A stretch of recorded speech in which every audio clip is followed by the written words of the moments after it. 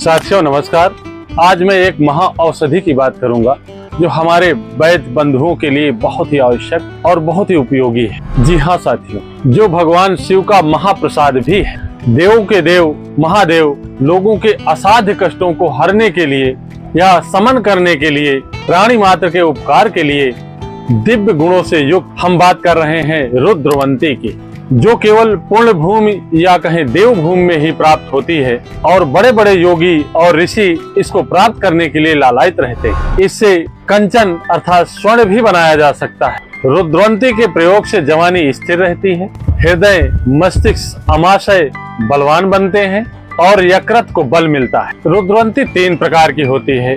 एक करीब 1.5 फुट का होता है और दूसरी प्रकार का 3 इंच के लगभग का होता है और तीसरी किस्म की रुद्रवंती दिन में नहीं मिलती है या कहें रात्रि में मिलती है, परंतु उसको खोजने की विधि भी एक बहुत अलग है। तीसरे प्रकार वाली रुद्रवंती की खोज हमारे ऋषि सुबह सवेरे 4 बजे नंगे पैर जहाँ पर रुद्रवंती प्राप्त होती है वहां पर टहलते हैं और जिस जगह पर जब उनके पैर के नीचे आती है तो मस्तिष्क में एक तीव्र ठंडक का एहसास कराती है, तो वहीं पर वो कौड़ी इत्यादि रख करके या निशान बना करके छोड़ देते हैं और सुबह आकर के वहां की जितनी भी घास या जड़ी बूटी होती है सबको उखाड़ कर रख लेते हैं।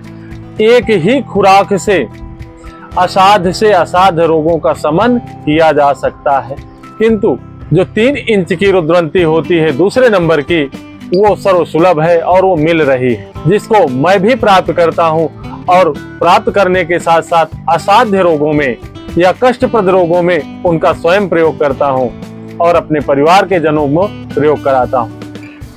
उसका 1 तोला का प्रयोग ही हमें भीषण गर्मी से बहुत बड़ी राहत प्रदान करता है।